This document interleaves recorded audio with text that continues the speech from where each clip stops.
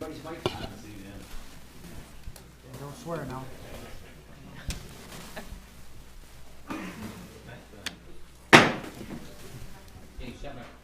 Being 7 o'clock, we'll call the meeting to order.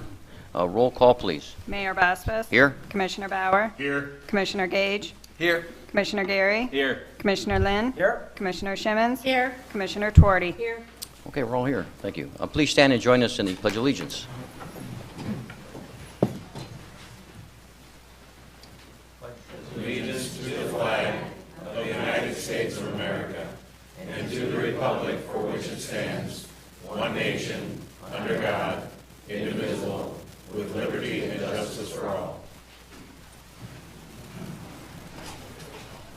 Thank you very much. I would ask those with cell phones in the room if they would please put them on vibrate or turn them off entirely. We'd appreciate it. We have a presentation from recognizing the Sioux Area Middle School workshop students for building and donating snowboard jumps and ramps for the Sioux Seal Recreation Area. And I think Mike Langendorf, teacher from Sioux Area Schools. Mike, would you like to come to the microphone and bring your cohorts with you? Good evening. Thank you, Mayor. Just as a brief summary, this year I'm teaching a couple of different classes through middle school, and I have 7th grade and 8th grade Woods class, and these are 3 of my young men from the Woods class, Dylan Twardy, Colin Henderson, and Tyler Walker. And I had about 10 or 11 students this year that were all pretty much avid snowboarders and take part in use of the Sioux recreation facilities at Minneapolis Woods. And they all decided that they wanted to build some snowboard ramps and rails. And that was certainly a doable project as far as I was concerned. These young men and some other groups came up with some different designs of what they wanted to make. They found some plans on the internet, got the material together. They purchased the material, and we used our time in our classroom to make the ramps and rails. And these young men and their cohorts transported those up to the hill. We got 2 of them that were up and running before the snow came off this spring, and we have a couple left that can still go up there. They're all painted and outdoor ready. So these young men had a little short summary article paragraph that they wanted to read about what they did to put this together this year, if you would. Great.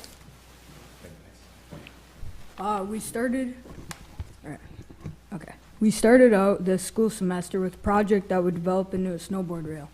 With our plans drawn out on a piece of paper and dimensions up to scale, we started gathering materials to successfully build a rail. After about a week or so, we started to build our rail with numerous screws, frustrations, and fun. It wasn't until 2 weeks into the build we realized our support beam that would support the rail had been warped.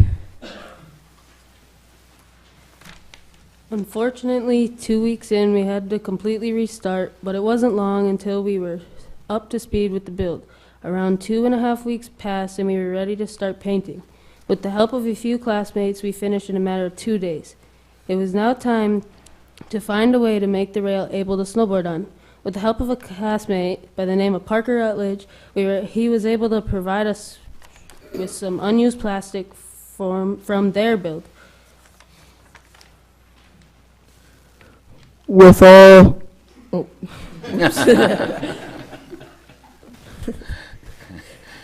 all this combined and completed, we ended the build at about 5 weeks into work. We had now gotten to the point where we were able to put the ramp on the hill so people could enjoy it for many years to come. Hold on, I lost my spot. Olin, Colin, wait. That's okay. Just take your time. All right.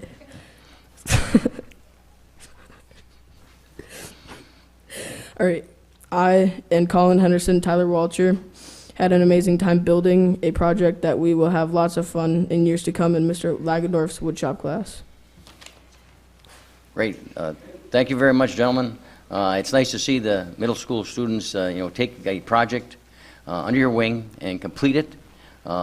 I know in Boy Scouts, and as they get older, they get the project that they do. So knowing that you've completed this, and it sure looks like it's going to be a nice addition to the facility up there, we certainly thank you as the commission certainly thanks you, and the citizens thank you for that endeavor. Thank you, Michael. Thank you. Thanks for coming.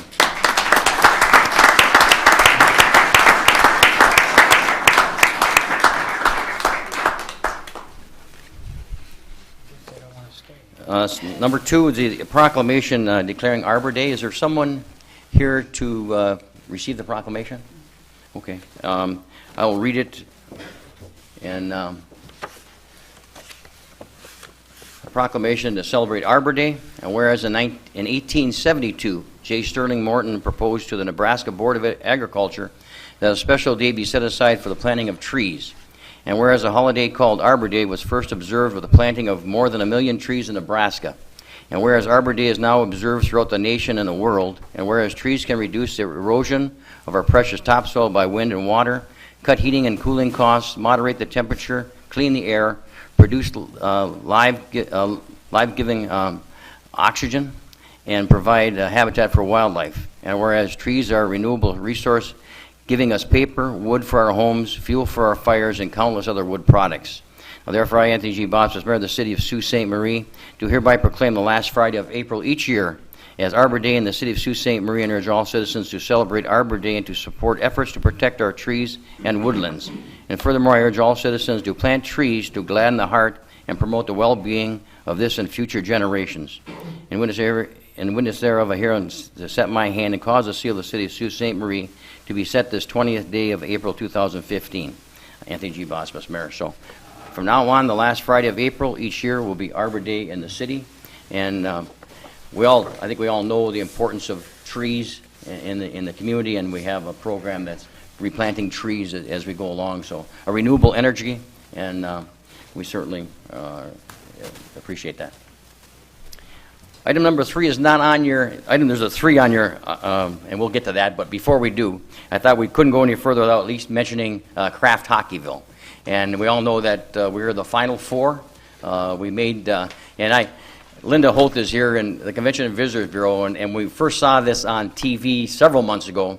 I knew there was one organization in this community that could do this for everybody in the Sioux, and contacted Linda Holt, and she took this under her wing, and the rest is history, because this lady has not slept in several months. And Ronnie Malport, who was not able to be with us, wrote the first letter, and it was accepted by Kraft Foods.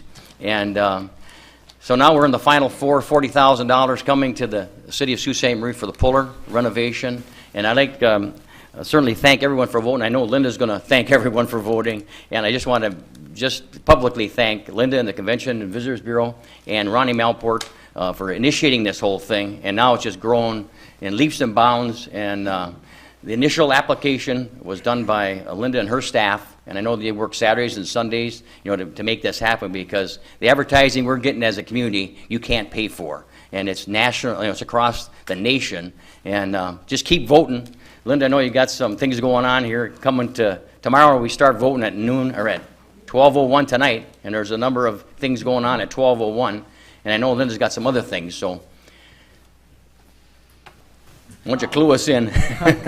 First, I want to say I've never been so excited about a community coming together like it has. I said I have not seen this in Sault Ste. Marie in years, and it is really exciting to see everybody. Everybody's talking about it. Everybody's calling and sending emails. Everybody wants something out of it. They want to get involved. They want to be a part of it. And it's not just hockey. What I'm hearing out there is that Puller feeling that Ron talked about in his letter. It's that Puller feeling. It's people that never went to a hockey game or did anything that they said they loved the Puller. But I want to let you know that we do need to vote tomorrow and the next day, and not stop, and get everybody doing it. And I want to let you know that I did get a response from the Red Wings. Excellent. And it's pretty exciting to know that they're going to, tomorrow night, on their, when they're playing, Ken Daniels. You guys know Ken Daniels? Yes. I'm not super big on that, but Ken Daniels is going to talk. I want to find it here and read it to you, because this is way too exciting. We sent a little blurb. He sent what he wanted, but he needed more information, so we added to it. Paul Boyer? Yes. Okay. Paul Boyer was a big part of Lake Superior State Lakers who played their hockey at the Puller Stadium in the 70s. In fact, you can help name Sault Ste. Marie's Puller Stadium, Hockeyville, USA, and host a preseason NHL game. Vote by texting Puller to 35350. You can vote up to 50 times per day using this method. Give this Michigan hockey legend a hand. So that's going to be on tomorrow night. And then I got a text from Tim Ellis, who had been talking to, let me pull it up. I'm not real good with all these announcers. I just know they announce. I like their voices, and you know. And as long as they put Sault Ste. Marie on, I'm happy. But he just said Paul Woods, he's a part of the Red Wings radio broadcast. Yes. And asked for him for all the information so they can have it on the radio also. I talked to Tim Blashill today and Jeff Blashill. They're pushing it down in Grand Rapids.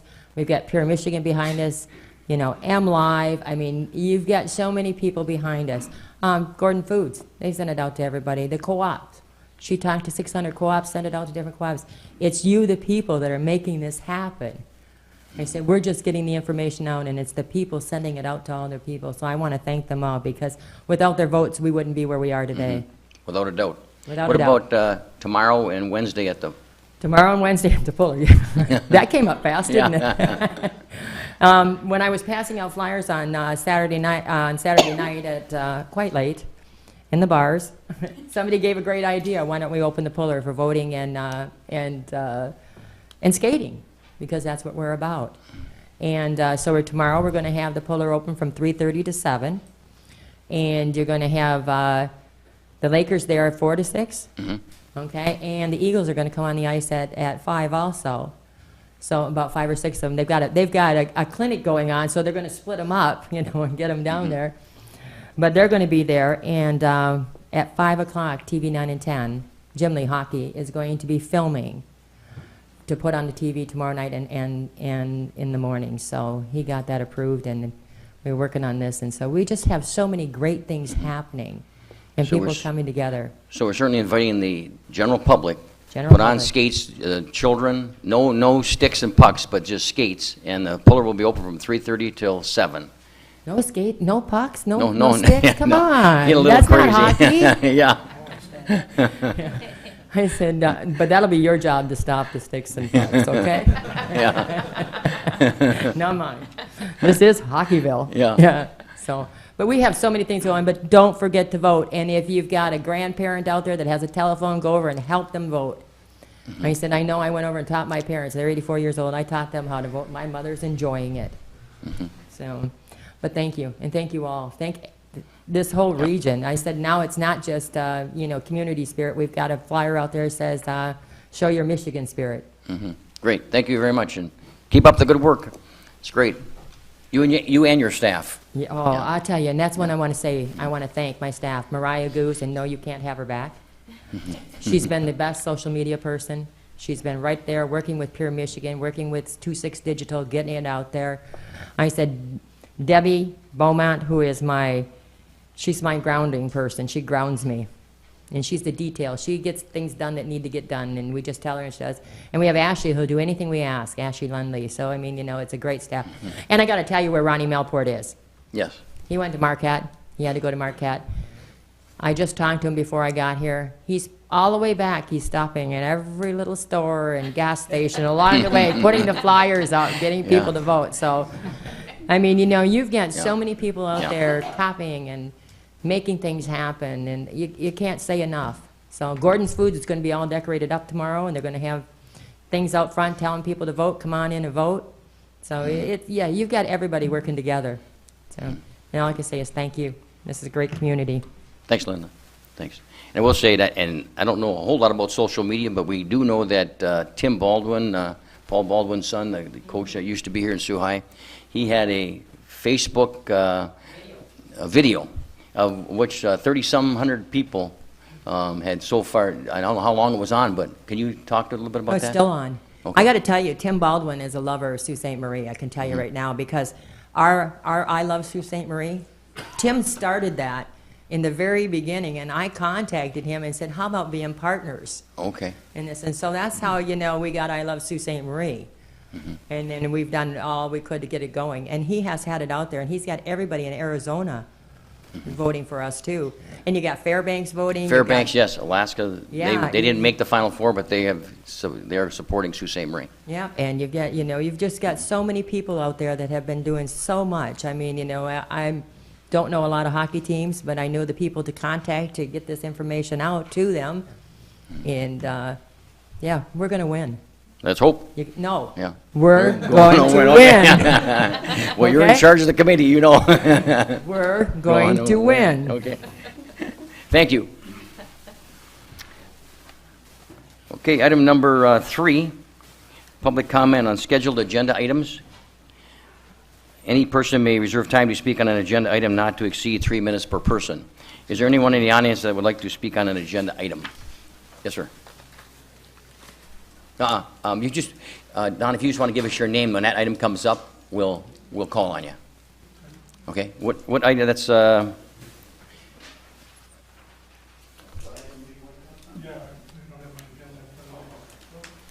He's got his glasses. Communications, 6A. and you're Don Wilson, right? Okay. Anyone else? Yes. Yes, ma'am. What item? 11th Avenue? 6. Yeah, 6B. Okay. Can we have a name? Teresa Quinn.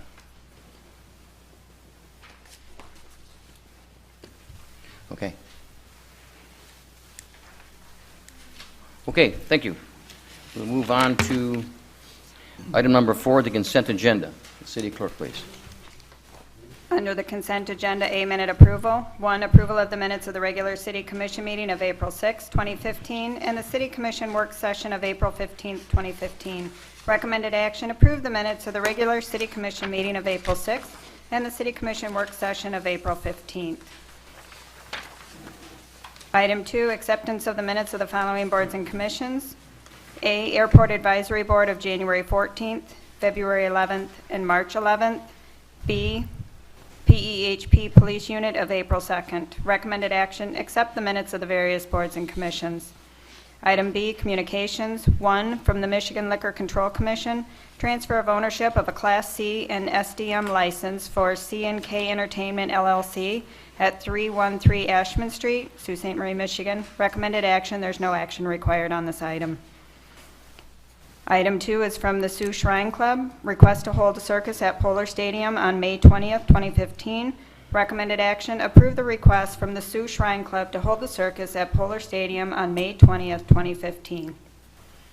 Item C, special orders of business. 1, from the Economic Development Corporation, schedule a public hearing for exemption of new personal property tax, PA 328, for Eco Marine Tech LLC. Recommended action is to schedule a public hearing for exemption of new personal property tax, PA 328, for Eco Marine Tech LLC for the May 4th, 2015 regular City Commission meeting. Okay, thank you. Is there a commissioner that would like something further explained on the consent agenda? Commissioner Tuarte? I so move that we approve the consent agenda. It's been moved and supported. Are there any questions? Roll call, please. Mayor Bosbus, Yes. Commissioner Bauer, Yes. Commissioner Gage, Yes. Commissioner Gary, Yes. Commissioner Lynn, Yes. Commissioner Shimmons, Yes. Commissioner Tuarte. Yes. Motion carried. Thank you. Item 5 is special orders of business. A is a public hearing on a resolution to vacate with utility easement the full width of the alley adjacent to lots 518 through 524 inclusive, Assessor Subdivision Number 11. A is the public comment, and B is action on the resolution to vacate. Okay, thank you. City Manager. Thank you, Mayor. On April 6, 2015, the City Commission scheduled a public hearing on a resolution to vacate with utility easements the full width of the alley adjacent to lots 518 through 524 inclusive, Assessor Subdivision Number 11. As the Commission is aware, the Planning Commission considered a joint alley vacation application submitted by John Model, Eileen Osterhout, and Ross Mayer at its March 26, 2015 regular meeting. The applicants wish to construct senior apartments on the property at some point in the future. However, the subject alley bisects the property as presented in the attachment. A sanitary sewer line is located within the alley. Therefore, a utility easement will need to be maintained over the full width of the alley to ensure that the line will continue to be accessible for future repairs. The alley has never been improved with the road surface and is not part of the road network, so there are no concerns about landlocking property. All public notices have been provided as required by statute. Responses were received from 2 adjacent landowners in support of the requested vacation. No responses were received in opposition. AT&T, DTE, and Cloverland expressed no objection to the request, provided they could continue to serve their customers.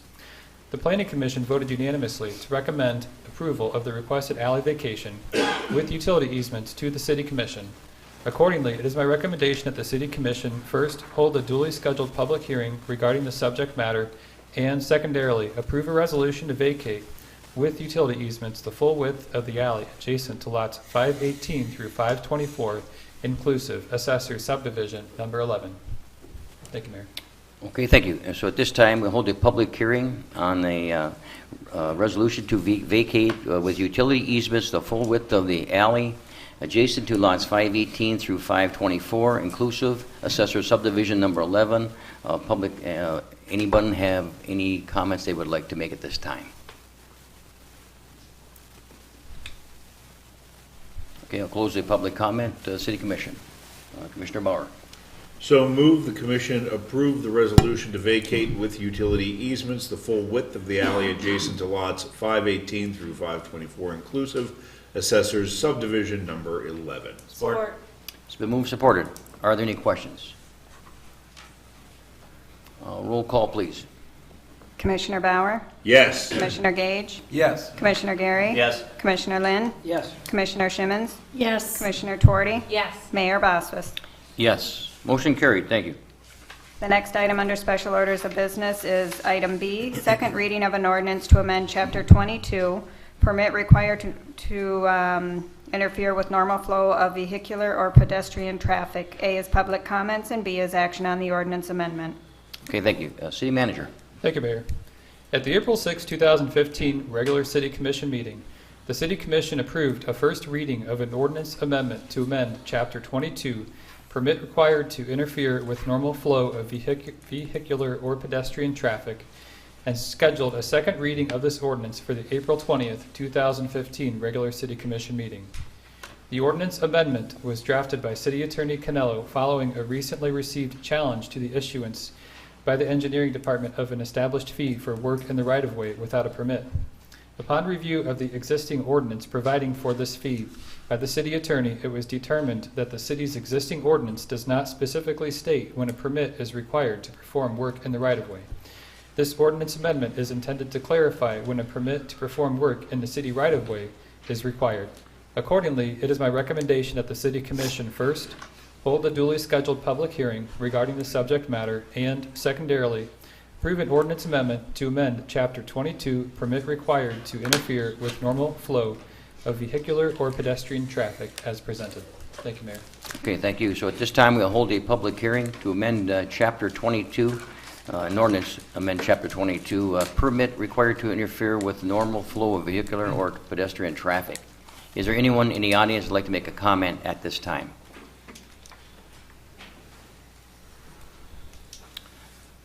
Okay, hearing none, we'll close the public hearing. City Commission. Commissioner Tuorty. Well, I have a question first. Sure. Yeah. So when you go to pull the permit, can you, let's say you have to get work done that day, can you get the permit the same day, or is it there gonna be a long waiting period? City Manager.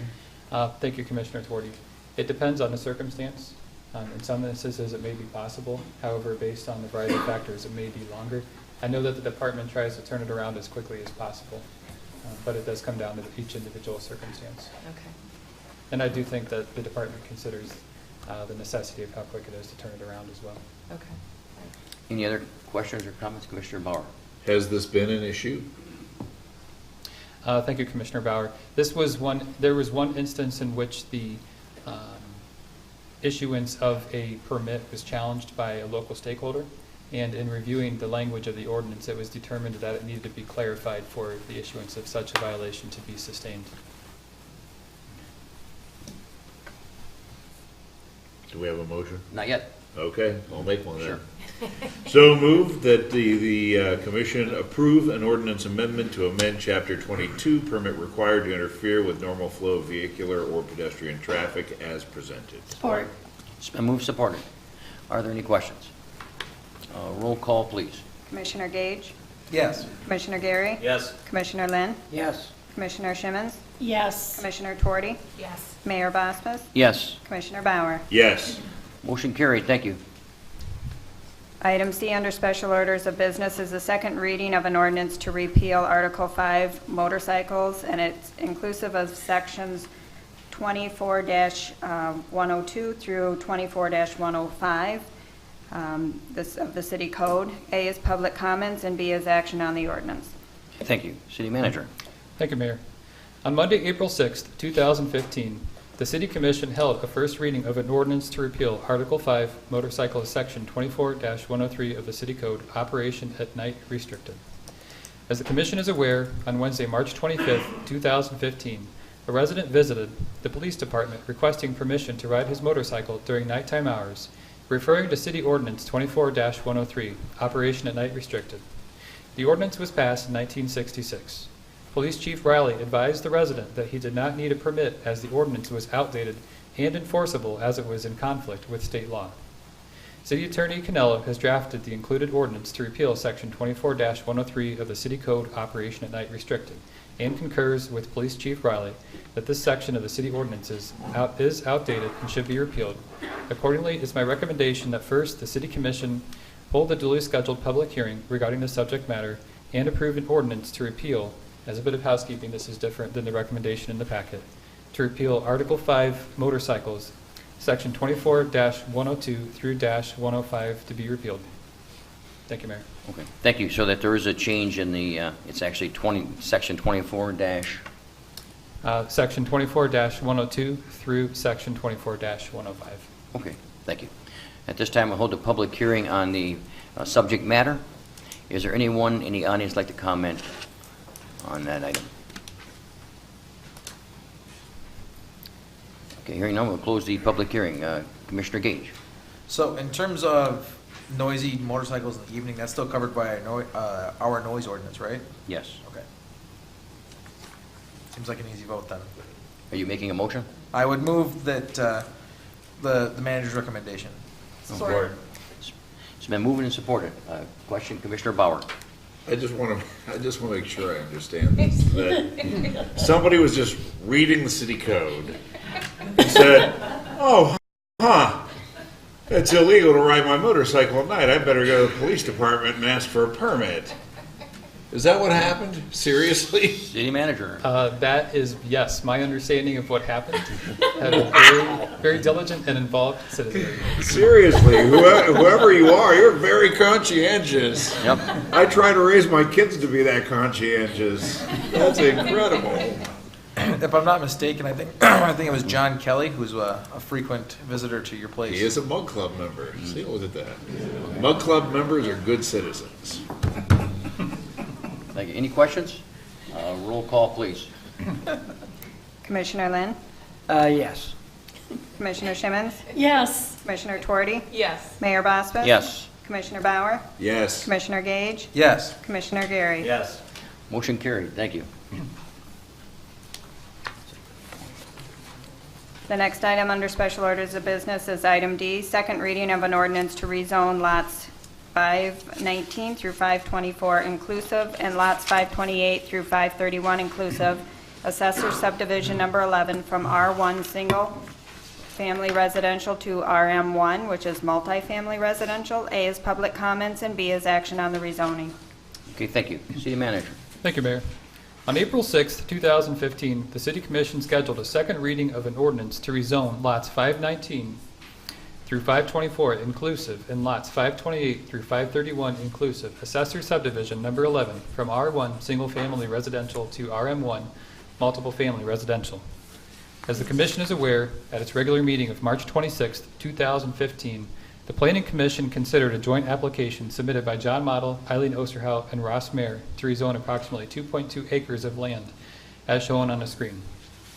Presently, the subject parcels are developed with 4 single-family residential structures, 2 of which are owned by Mr. Model and 1 each owned by Ms. Osterhout and Mr. Mayer. This particular site would likely accommodate fewer units than would be typically permitted by the zoning ordinance, as there is some challenging topography on its east side, and the alley, if vacated, would not add to the buildable area of the properties due to the presence of utilities within it. When viewed as a whole, the internal configuration of the properties makes realizing the full development potential of this land under the current R1 zoning designation extraordinarily impractical. Staff has determined that the requested rezoning to RM1 would comply with the master plan, and that a multifamily use on the property would not be out of character with the area, especially given its relatively isolated location. A number of surrounding property owners were present at the Planning Commission meeting, and no objections were expressed at that time. After hearing from city staff and members of the public, the Planning Commission voted unanimously to recommend to the City Commission that the application to rezone the property be approved as requested. Accordingly, it is my recommendation that the City Commission first hold a duly scheduled public hearing regarding the subject matter, and secondarily, approve an ordinance to rezone lots 519 through 524 inclusive and lots 528 through 531 inclusive, Assessor Subdivision Number 11, from R1 Single Family Residential to RM1 Multiple Family Residential. Thank you, Mayor.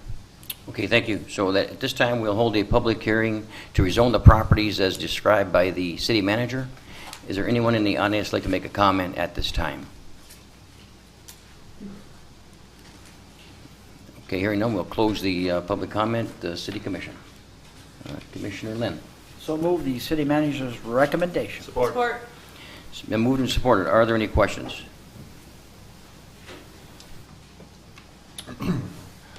Just a comment. I guess it's another development in the community to do with housing.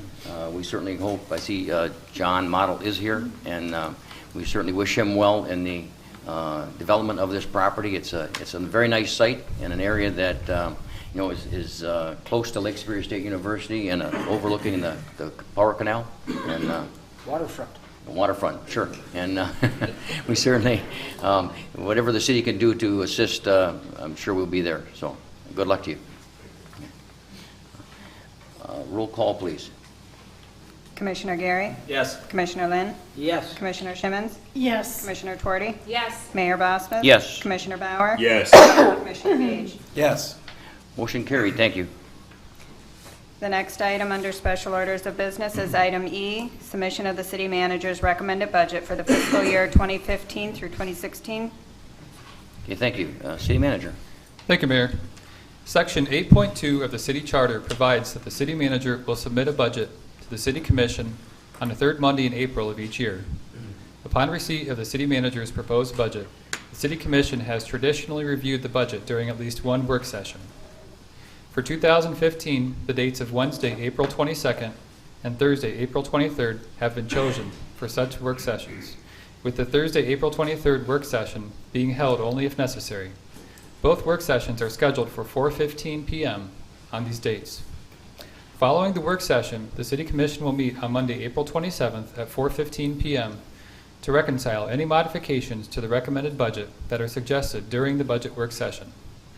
Thereafter, the City Commission will take action at its May 4th, 2015 regular meeting to formally introduce and propose the reconciled budget for adoption. During its May 4th regular meeting, the Commission will also take action to schedule a public hearing for the May 18th regular meeting, during which time public comments can be received regarding the proposed budget. The recommended budget is a result of efforts by City administrative staff dating back to November of 2014. Over the past several months, department heads and staff provided various information as requested by the Finance Department and City Manager. In February, the City Commission held a goal-setting session to identify any specific priorities for consideration during the budget development process. The 2015 to 16 fiscal year recommended budget is based on continued slow improvement in the state and federal economy. It should be noted that revenues to local units of government tend to lag any economic changes at the state or national level. The budget was built upon a 1.11% decline in taxable value for the 15-16 fiscal year. It should be noted that this decrease follows a 4.3% decrease in taxable value experienced during the current fiscal year. Additionally, the City of Sault Ste. Marie continues to deal with the impact of significant losses in state revenue sharing that have occurred within the past decade, which at the highest point provided annual funds to the city of $2.1 million. The recommended budget reflects revenue sharing at approximately $1.55 million. This is substantially lower than the amount of revenue sharing the city used to be able to use to provide local services within this community. In addition, gas and weight taxes have been stagnant since 1997, despite substantial increases in fuel and material cost occurring during this time. As well, the interest earnings on city funds has declined substantially in the general fund, with these earnings accounting for $306,799 of revenue approximately 7 to 8 fiscal years ago, and that's down to a current estimate of $49,100 for the next fiscal year. This represents a roughly 84% reduction to revenues from interest earnings directed to the general fund. During the upcoming fiscal year, the general fund will assume a significant portion of the debt associated with the construction of the Osborne Boulevard parking structure. This has been driven in large part by the flat property values that the city has experienced since the 2008 fiscal year downturn and a dramatic decrease of these values within the tax increment financing districts in fiscal year 2014 to 15. However, despite these challenges, the 2015 to 16 fiscal year recommended budget estimates that the city will retain an approximately general fund balance of about $2,368,000. This includes an estimated unreserved fund balance in an amount just exceeding $527,000. Critically, the unrestricted fund balance is estimated to be within the parameters of the city's minimum fund balance policy at approximately 21% of current fiscal year expenditures. While the outlook of the city's finances is stable, this has been recently affirmed by Standard & Poor's recent upgrade of the city's rating from A- to A+. Additionally, the Police and Fire Pension Board has initiated a number of positive changes and assumptions that will, in the long run, help to stabilize the police fire pension fund. The proposed budget includes a 0.2963 millage adjustment to this police and fire pension fund millage in order to meet actuarial requirements. This amounts to a 1.27% increase in the overall property tax rate for the city. However, these changes are beginning to generate benefits as the funding level for this fund has increased from 50% to 54% within the upcoming fiscal year. Finally, the water and sewer rate is performing in accordance with expectations. There is a moderate increase in water and sewer rates proposed of 3.04% compared to the current fiscal year. There are various improvements, capital improvements, and capital equipment purchases that are recommended in the upcoming budget, including engineering design work associated with the reconstruction of West 4th Avenue, the continuation and enhancement of the sidewalk replacement program, tree plantings, the completion of a study that would support the ultimate establishment of a walkway along the Power Canal in accordance with established commission goals, roof and structural improvement at Canes Rink, and the replacement of the roof on the George Kemp Historic Home. Overall, the recommended revenues for the upcoming fiscal year for all funds are $24,129,000, with proposed expenditures for all funds being $23,959,700. This would represent a gain of $169,300 with revenues exceeding expenditures. I would like to express my appreciation to everyone that was involved in the development of this budget. I would in particular like to thank Finance Director Treasurer Kristen Collins for her efforts and constant dedication to an effective and fiscally prudent municipal operation. As well, Assistant City Manager Troyer's input was invaluable as she did an excellent job creating the current fiscal year's budget. And the input of the various department heads has also been valued throughout the process. And of course, the commitment of the Mayor and City Commission to the budget process, as well as former City Commissioner Bill Munsell, has been appreciated by the entire administration. In accordance with Section 8.2 of the City Charter, the recommended budget has been prepared and is hereby submitted to the City Commission. Accordingly, it is my recommendation that the City Commission formally receive the city manager's proposed budget and reaffirm those dates established for the work session, the reconciliation, as well as the formal adoption of the budget. Thank you, Mayor. Okay, thank you. There are two recommendations on this item, and discussion with the city attorney. That is one motion. Commissioner Gary. I make a motion to receive the city manager's proposed budget for fiscal year beginning July 1st, 2015 and ending June 30th, 2016, and also to confirm the budget work sessions for Wednesday and Thursday of this week at 4:15. Support. It's been supported. Are there any questions? All those in favor signify by saying aye. Aye. Opposed, same sign. Motion carried. Thank you. The next item is item 6, communications. A is from Mayor Bospis, representation agreement with Marcus Millichamp. Okay, thank you. In discussion with the city attorney, would you explain, in order to have this reconsidered, which would be my motion to reconsider the vote, the procedure that needs to be taken care of? In order to reconsider an action such as this, the City Commission must have a motion brought by a member of the prevailing side of the original action. The original action was to execute a real estate listing agreement in conjunction with the country club for the purposes of selling both the country club's assets and the city's assets, which combined comprise the municipal golf course operation. So someone needs to make a motion that was on the prevailing side of that question that the matter be reconsidered. If there is a support to the motion, then there'll be a vote on it. There can be a discussion after the motion is made with respect to it.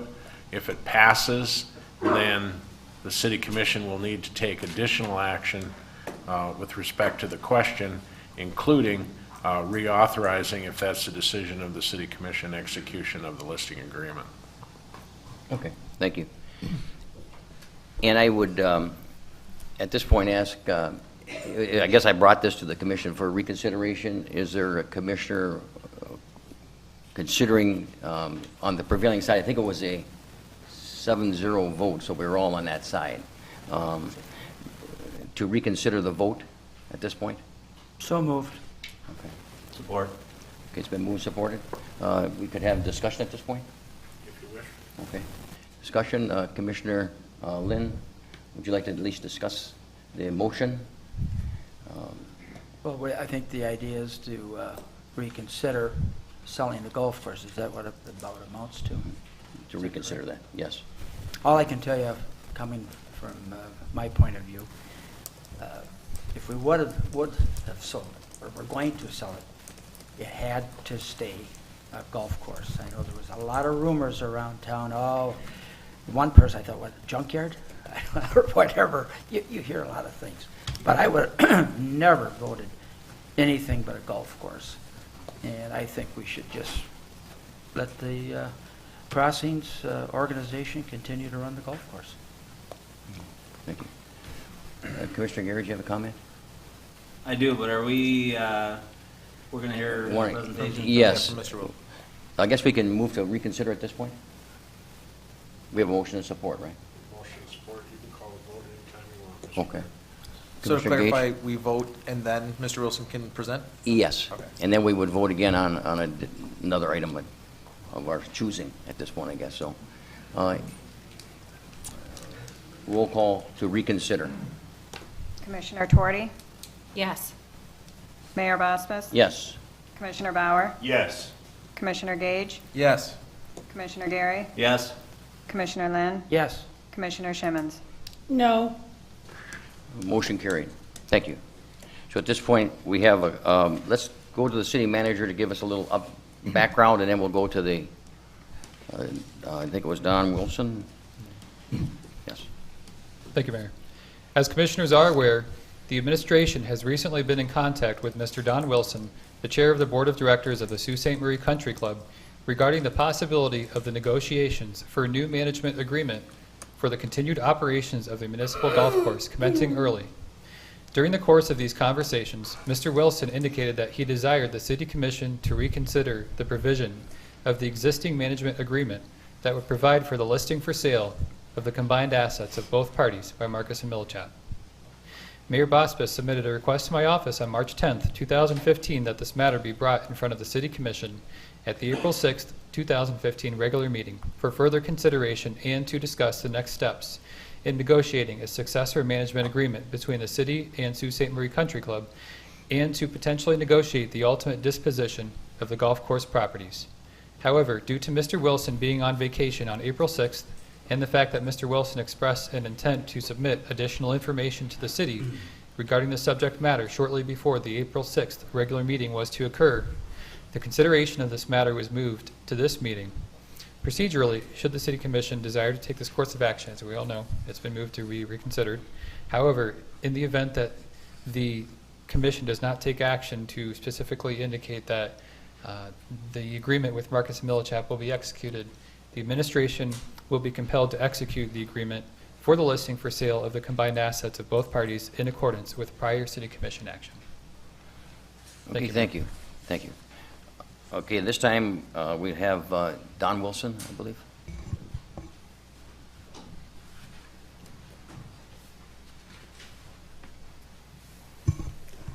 Thank you.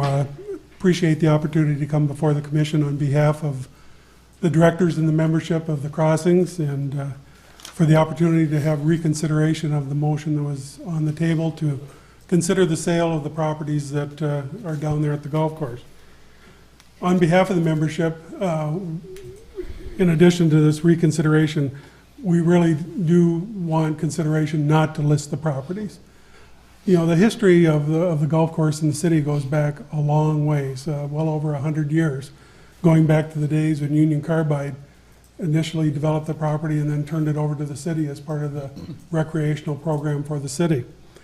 In the late 70s, individual Roger Paris led a group who raised over $150,000 and developed a lot of volunteer time in there to expand the course and to turn it into an 18-hole golf course as we enjoy it today. So, you know, the course really is part of the city and part of the recreational plan as we know it today. I think it would be in the city's best interest to continue it as part of the total recreational package, not only because of what it provides to our local citizens, but also to the guests of our community. You know, when I read through the mayor's welcome on the website, there's, if I can just kind of shorten up what all was said in there, but one of the comments that's made in there is that this community includes recreational activities and properties, including the city's public course. It really is a public course, and you know, as part of that, the history is long and enduring.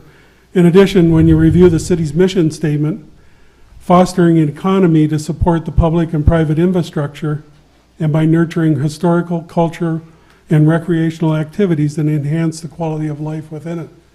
The club really steps up and is an integral part of doing that for this community. So on behalf of the membership, we really strongly feel continued discussions and negotiations with the city can be beneficial to both parties. The city and the golf course have enjoyed a very valuable contractual relationship for well over 35 years. We wish to continue with that healthy relationship. Instead of proceeding with intent to sell, we would urge the commission, to select a committee that can sit down with representatives of the course and develop a plan and a strategy that is workable to both parties. On behalf of the membership, we stand ready to meet with you at a time of your discussion. We thank you for consideration, and I just want to mention the course is going to be open on this Friday. Okay, any questions of Mr. Wilson? Just a comment, a question I would have, there's a bond payment for the additional 9 holes, and I think there was a whole total of 12 holes that were redone when that happened. How long is the bond issue for? I believe the last bond payments are settled in 2019. 2019? Yeah, Because we got another 4 years roughly of bond, and those are $30,000 apiece, which the Crossings management continues to pay from proceeds from the course. Continues to pay and have paid right along. Okay. Yes. Yeah. Okay. As well as purchase the equipment that is used to fully maintain the course and keep it at a level of play that's acceptable. Okay, sure. Any questions of Mr. Wilson? Commissioner Schimmels? Well, it's no secret that I'm not in favor of this. I'm just wondering why it's taken so long for the country club to get to the point of actually seriously discussing the management of the golf course. You're losing money. And we don't have a lot of money. The city manager talked about the value of our properties decreasing. So we have less money every year rather than more.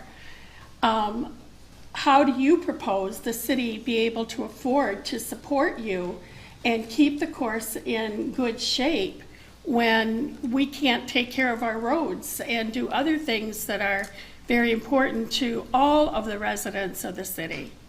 Well, the golf course is just one of many recreational programs that the city supports.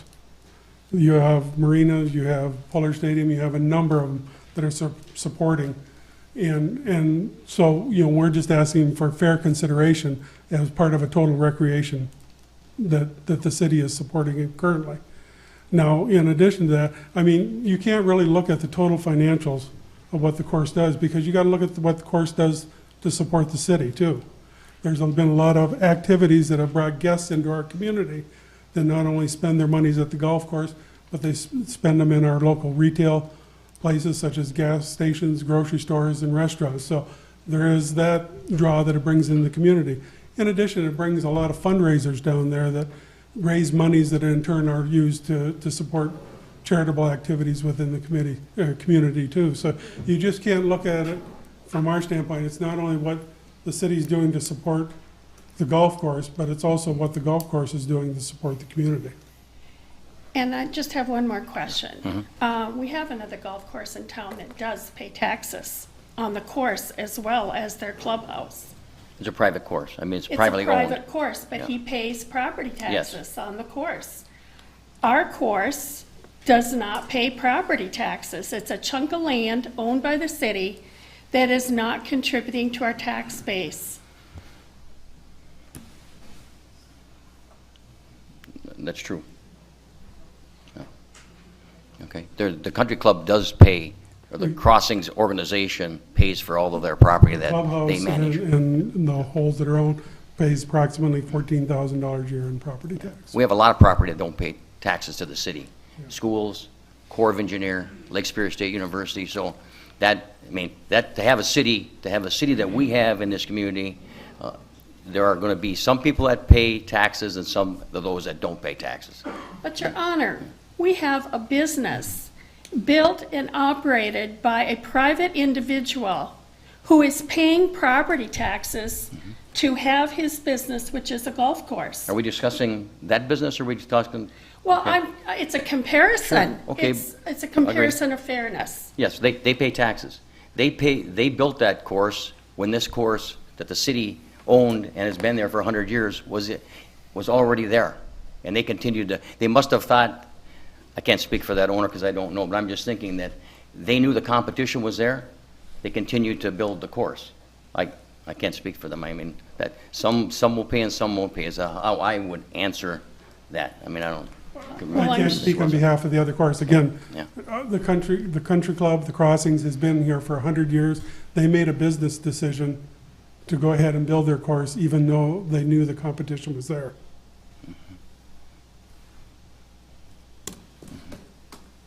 You know, Commissioner Torney. I just have a comment. Aside from all of the logistics of the golf course, there was one thing that was really brought to my attention after we were considering putting it up for sale.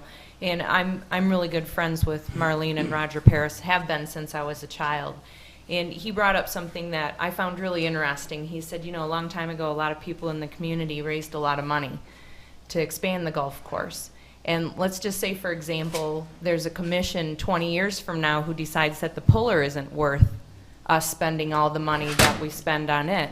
And look at all this money that we've raised. Me personally, I put $5,000 into the puller.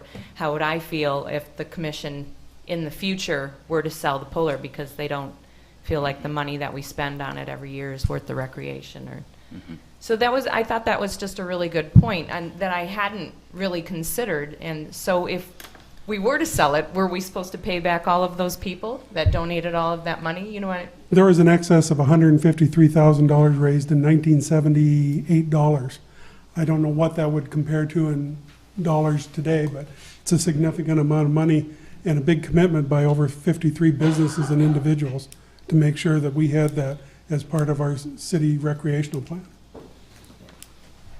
Thank you. Commissioner Gary? Not any questions for Mr. Wilson, but just a couple of comments. Okay. When we looked at this listing with Marcus and Millichamp, we never gave consideration, I don't think, to changing the purpose of the properties, of course, because we listed it with a company that was experts in golf courses, and in fact we put in the agreement an exclusion to the Crossings or the club in case they were to come forward with the opportunity to buy the course. And I think in subsequent correspondence and in a conversation that I had with Don Wilson, there has been some inquiry as to whether or not the club could purchase the course, or whether the city would be willing to sell it to the club, or if we would have a different type of arrangement that could perhaps take into consideration the, some people call it subsidy, but the money that the city has helped to support, or even to tax the course if it were to be taken over. So I believe that we should give the course an opportunity to enter into that discussion, and that we should appoint a committee, as the mayor recommended, to quickly do some negotiations to look at what we could do for the future of the course. Certainly I would volunteer, if you're looking for volunteers, to be on that committee to come up with what the future of the course should look like. Okay. Thank you. We stand ready to put a committee to sit down and put everything on the table and see what it takes. Again, you know, we want to be as upfront and, you know, and upfront on this and make it just as fair as we can to both parties here. Okay, thank you. Any other questions of Mr. Wilson? Yeah, just a quick question. When you do consider appointing a committee, I feel one of your members, and I believe he sits on your board, who would be really good for your committee would be Keith Neve. He has, not only has a lot of passion for the golf course, but he has a lot of background knowledge, and I feel like he would bring a lot to the negotiating. He has certainly expressed that interest, so. Thank you. Anything else? Anyone else? Thank you very much. So we have a motion in support to reconsider at this point? We already took action on that. Oh, okay. Yeah, that's right, because we're, okay, excuse me. So we're now at the committee, we're recommending a committee, and I'd like to, if the commission would allow Commissioner Gary and Commissioner Tuarty to represent the city going forward with the administration to try and work out an amicable agreement with the crossings management, and come back and report to the commission in future. Now, I know we have a 4-year window for the bond payment, so, you know, take that into consideration also. Commissioner Lynn. Your Honor, is there any further motions that are needed, Steve, city attorney? Or is that, Refer back to administration with the committee structure? would that be the appropriate motion? So moved. Support. Then move support. Are there any additional comments? Voice vote, roll. All those in favor signify by saying aye. Aye. Opposed, same sign. Motion carried.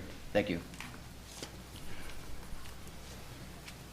Okay, we are into, nope, item B. One more. Item B, from the property owners of East 11th Avenue between 7th Street to 8th Street, petition for street improvements.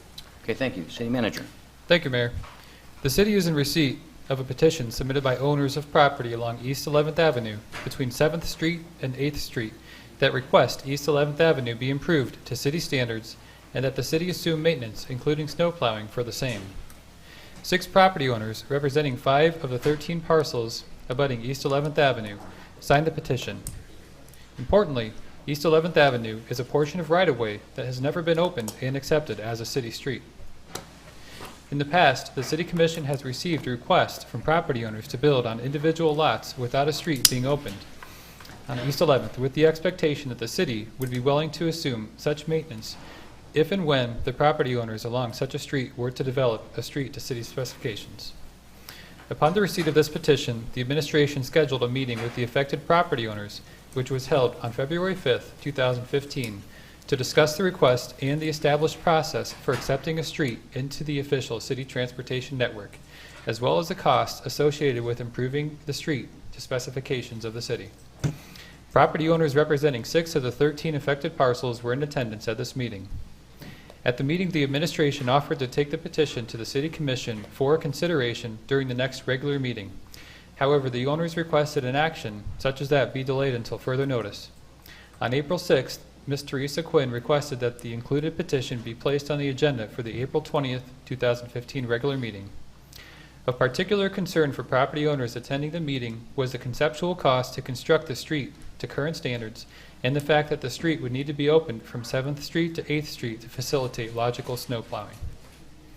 The conceptual cost of constructing the street to city standards as described during this presentation at a width of 30 feet in accordance with the city's policy of new street widths and at a length of 650 feet is approximately $650,000. An assessment cost is therefore estimated to cost each property owner up to $500 per lineal foot of frontage. Accordingly, it's my recommendation that the City Commission consider the input of the owners of property along East 11th Avenue and, based upon the course of receiving such input and discussing the same, refer the subject back to the administration with further direction. Thank you, Mayor. Okay, thank you. Teresa Quinn, did you want to comment? Could you? If you'd identify yourself for the record, we'd appreciate it. Oh, you want to pull that? My name is Teresa Quinn, and I live at 1210 East 11th Avenue. And we don't want our road to go all the way through. We just want the city to bring it up to standards and to keep it the gravel, have it graveled when it needs to be, and have the snow plowed. Because right now, there's like 3 or 4 days a year that we can't even get into our road in the wintertime. And if there was ever an emergency, the ambulance wouldn't be able to get through. And we don't need it to go to the school, we just need it to be plowed and graded. That's all we need. So when we had the meeting before, we didn't agree on going to 8th Avenue. Anything else? Nope. Have all the other. I see there, yes, I see some other. And we all agree on the same thing. We don't want it to So go what all you the way were through. asking for is just to maintain gravel? Right, maintain it and plow it in the winter and just grade it and, you know, make sure that our road is okay. You know, so in case there is an emergency or whatever, they can get through our road. Did you realize this was a private drive when you built your homes? Well, back when we there? built the home, there was just one home at the time. And now there's about 6 of them all the way around. So, you know, at that time, when it was a private drive, there was just the one house. Then my husband built another one and then built his, and then put another one in and built another one around the corner. How did you go through how long have you been there? We've been there since 95. 95, so how did you maintain the road before? Well, we didn't. We couldn't. And then when... You can't speak from the chair? Thanks, Rich.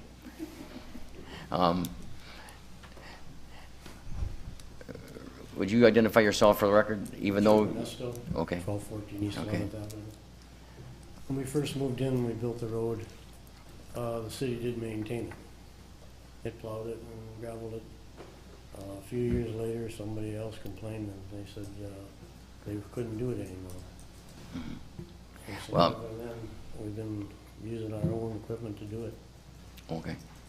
And with the winters we've had the last couple of winters with all the snow, it gets a lot more difficult, I realize that. Because there was like somebody else's yard and walk into our road. Okay. And in the neighborhood, all the other streets are paved, are gravel. They're all maintained. The only one that isn't is ours. And we have 6 homes on that.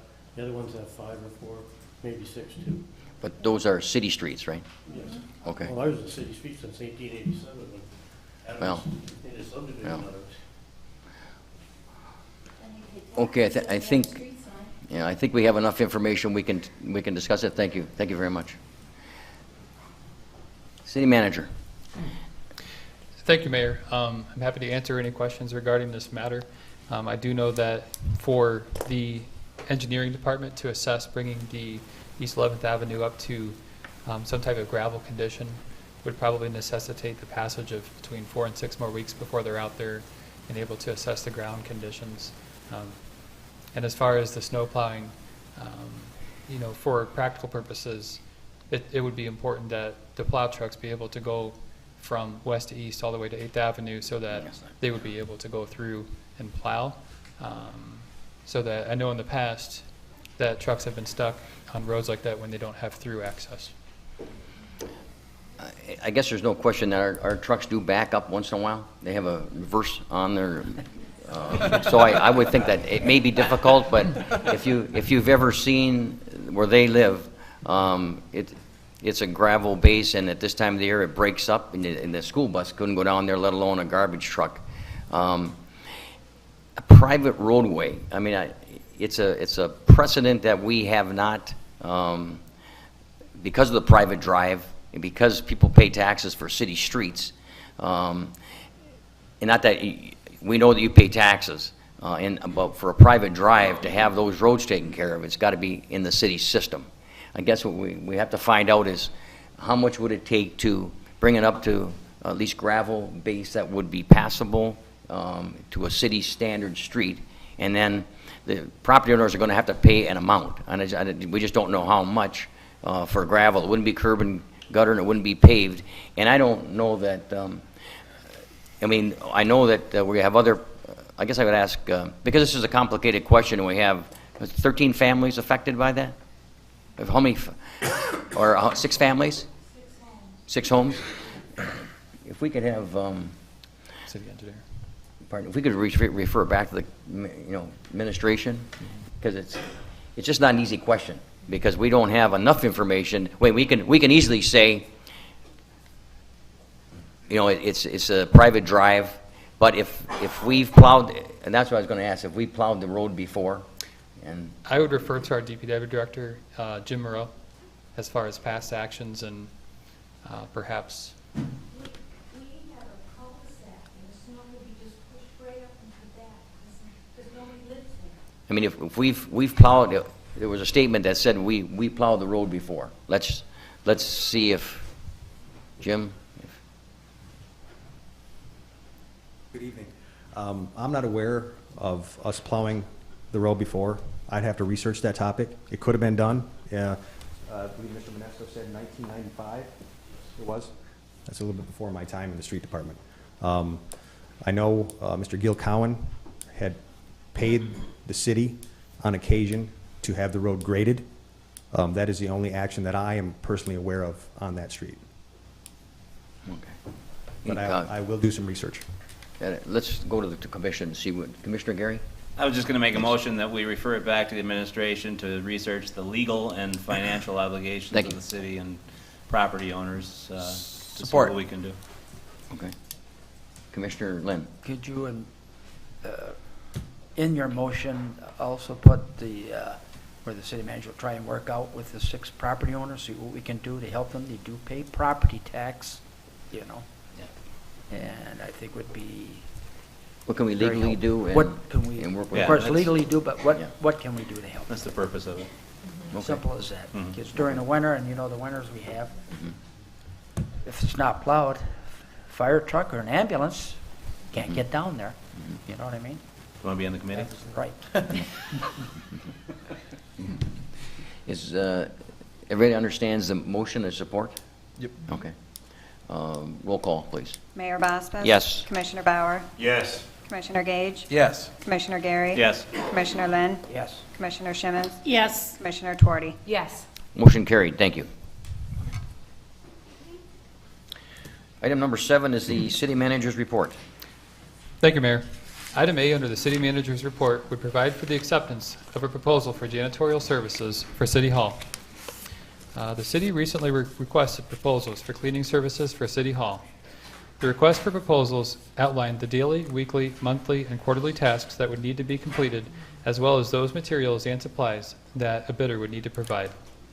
The proposer with the lowest cost was Magoo's Cleaning Service, which submitted a cost of $24,000.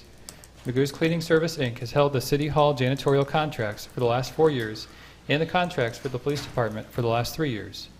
Based on the administration's experience with this company and reference checks, it is a position of the administration that Magoo's has a great reputation for doing a thorough job of cleaning and is both dependable and reliable. The initial duration of this agreement would be from July 1st, 2015 through June 30th, 2016, with the city and Magoo's having the option to renew this agreement for a period of 2 additional years after June 30th, 2016 on a year-to-year basis upon mutual agreement. Accordingly, it is my recommendation that the City Commission accept the proposal from Magoo's Cleaning Service of Pickford, Michigan in the annual amount of $24,000 for janitorial services for City Hall. Thank you, Mayor. Okay, thank you. Commissioner Gage. So I move that the City Commission accept the proposal from Magoo's Cleaning Services, Inc. of Pickford, Michigan, in the annual amount of $24,000 for janitorial services at City Hall. Support. It's been moved, supported. Are there any questions? Commissioner Lynn. There goes my computer. Who's been doing it? Has it been Magoo? Yes. Oh, they do a great job. They do an excellent job. Excellent job. Yeah. Anyone else? Roll call, please. Commissioner Bauer? Yes. Commissioner Gage? Yes. Commissioner Gary? Yes. Commissioner Lynn? Yes. Commissioner Shimmons? Yes. Commissioner Tuarty? Yes. Mayor Bosmas? Yes. Motion carried. Thank you.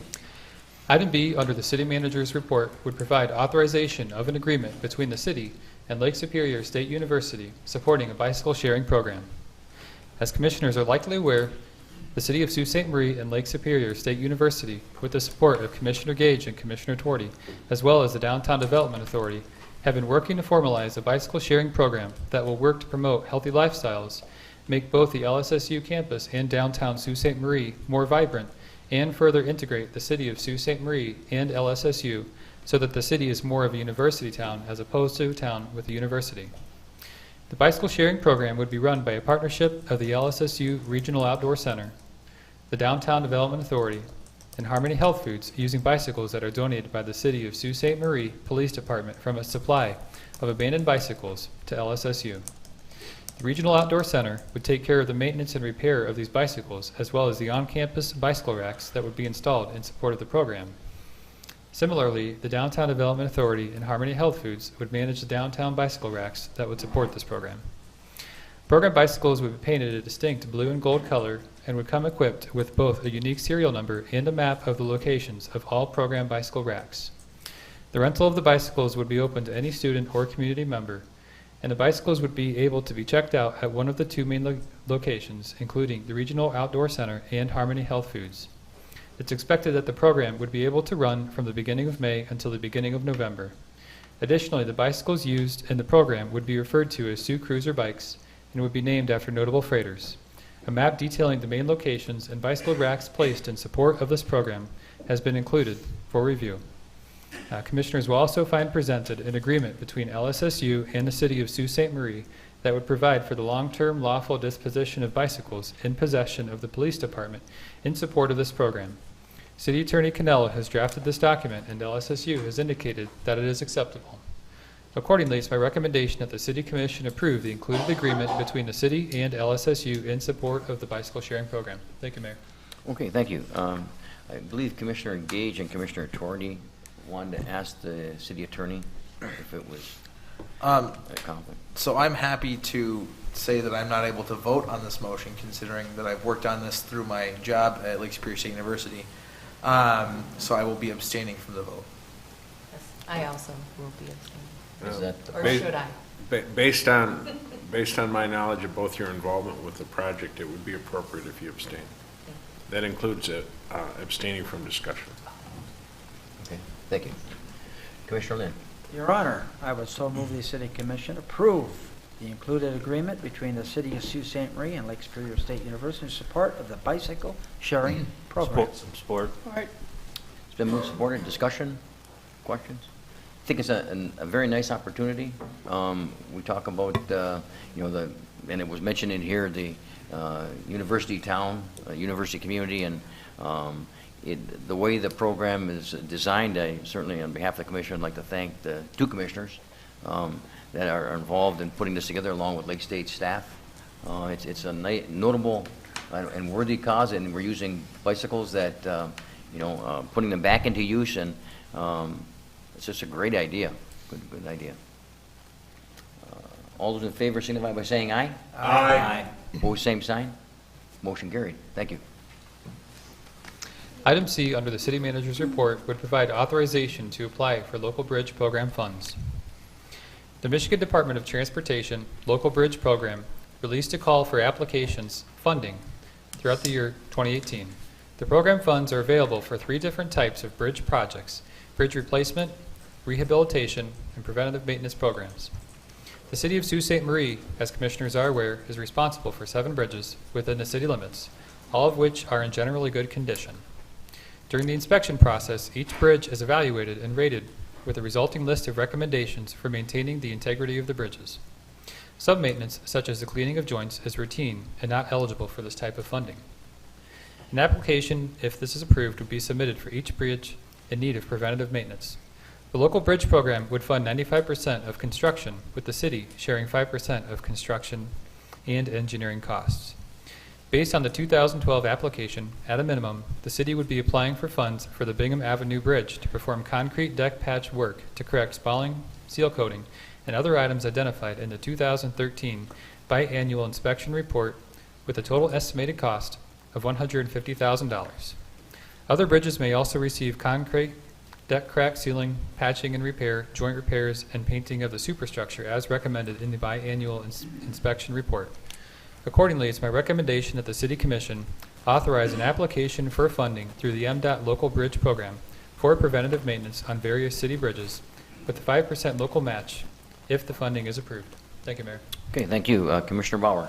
So move that the commission authorize an application for funding through the MDOT Local Bridge Program for preventative maintenance on various city bridges with a 5% local match if funding is approved. Support. It's been moved and supported. Are there any questions? Roll call, please. Commissioner Gary? Yes. Commissioner Lynn? Yes. Commissioner Shimmons? Yes. Commissioner Torty? Yes. Mayor Bospas? Yes. Commissioner Bauer? Yes. Commissioner Gage? Yes. Motion carried. Thank you. Item D under the City Manager's report would provide authorization to apply for a Great Lakes Sediment and Nutrient Reduction Program grant. On this matter, I've requested City Engineer Bissess to make a presentation. Okay, thank you. Linda? Good evening, Mayor, Commissioners.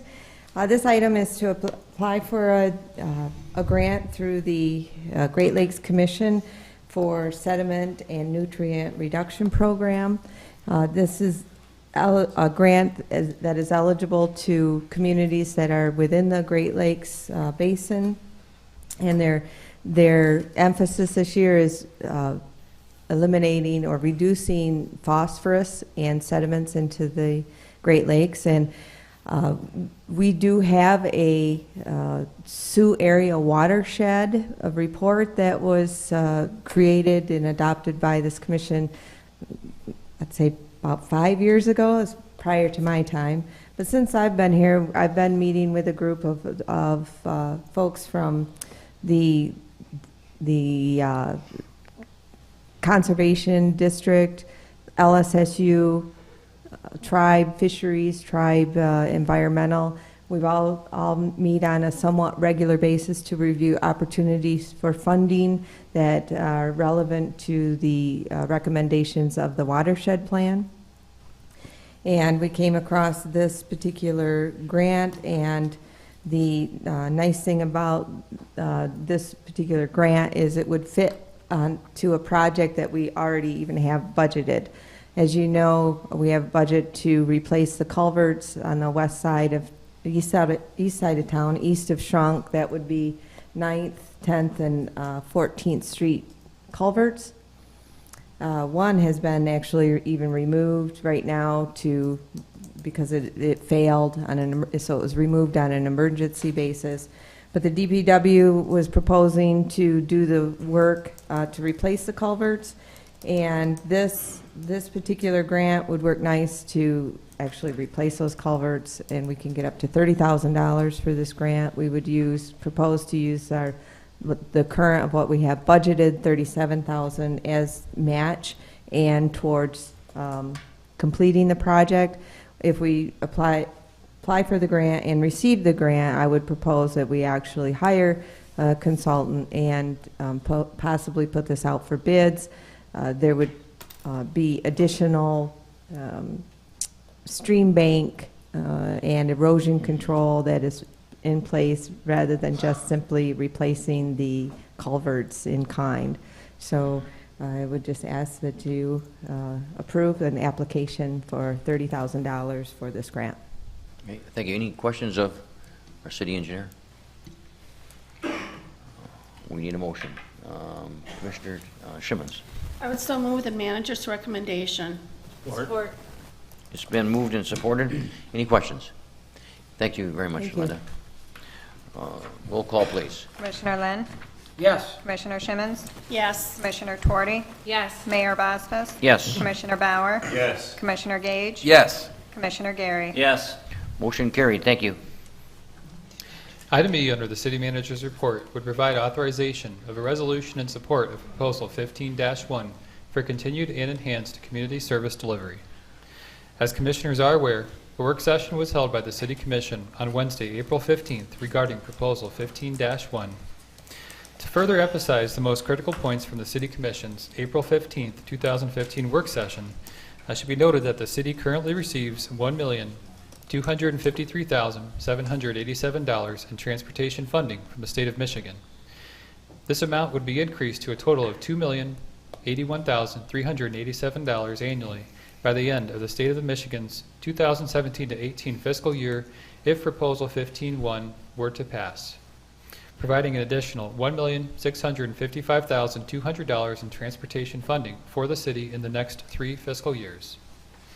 Additionally, it should be noted that a 10-year projection indicates that the city would gain an additional $7,448,400 over the next 10 years in transportation funding if Proposal 15-1 were to be passed. The passage of Proposal 15-1 would also provide over $125,000 in additional revenue sharing annually to the city.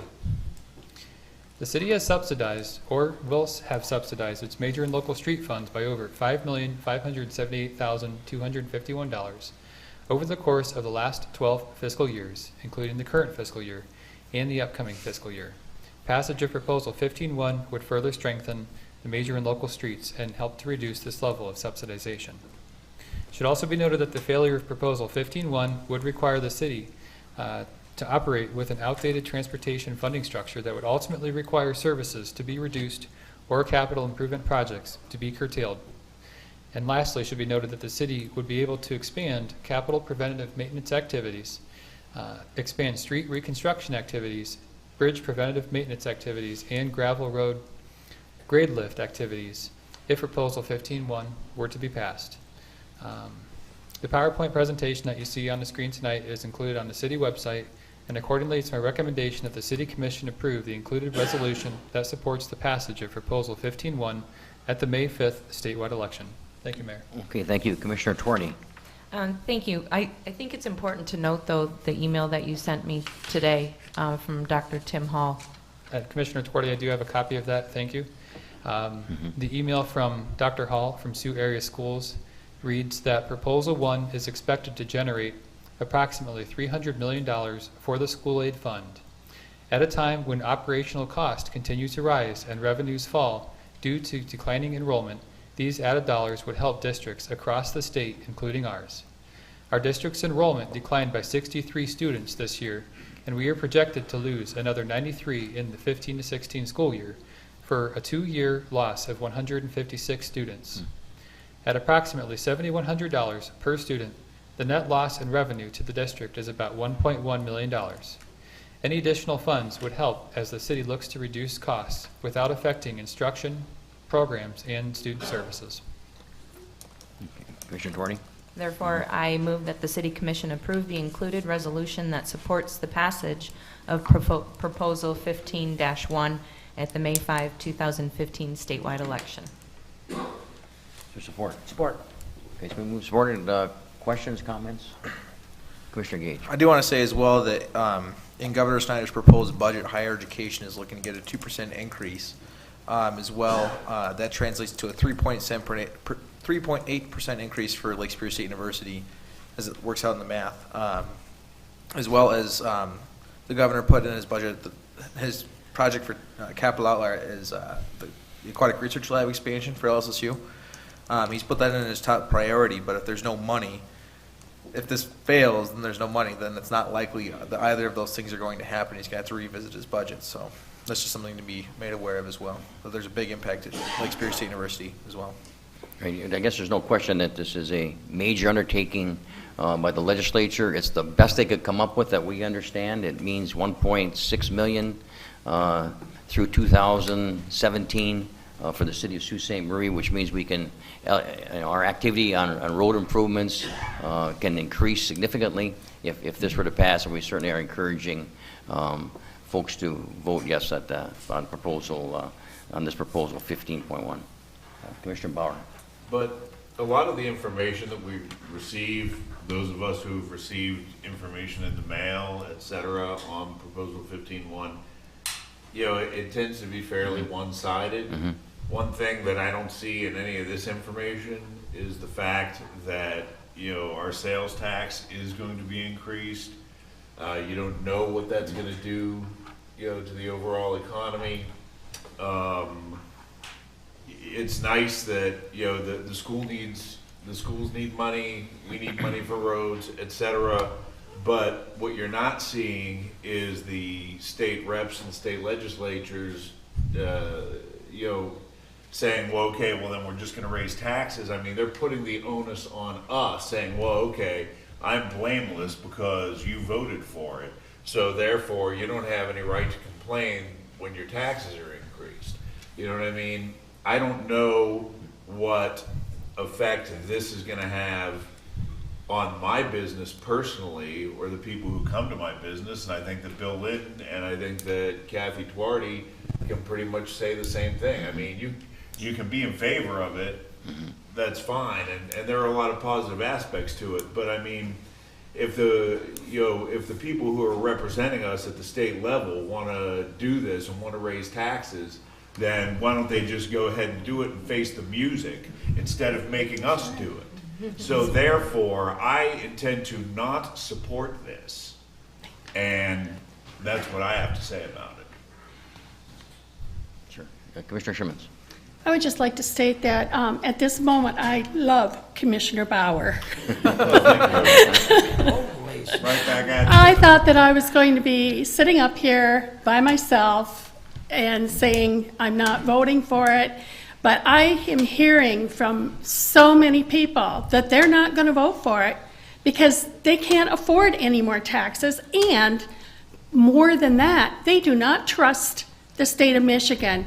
And Your Honor, if Proposal 1 is the best our legislature can come up with, we're in more trouble than we may think.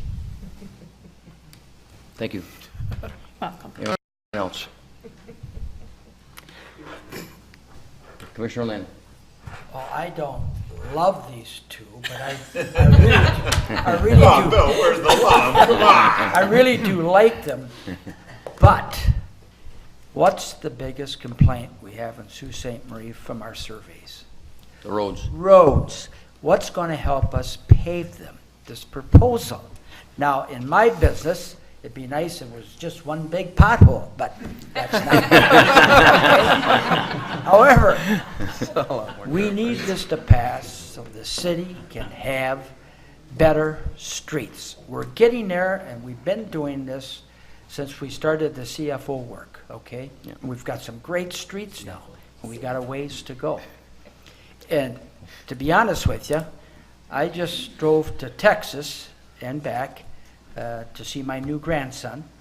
went to Texas, Louisiana, Mississippi, Alabama, Tennessee, Kentucky, Indiana.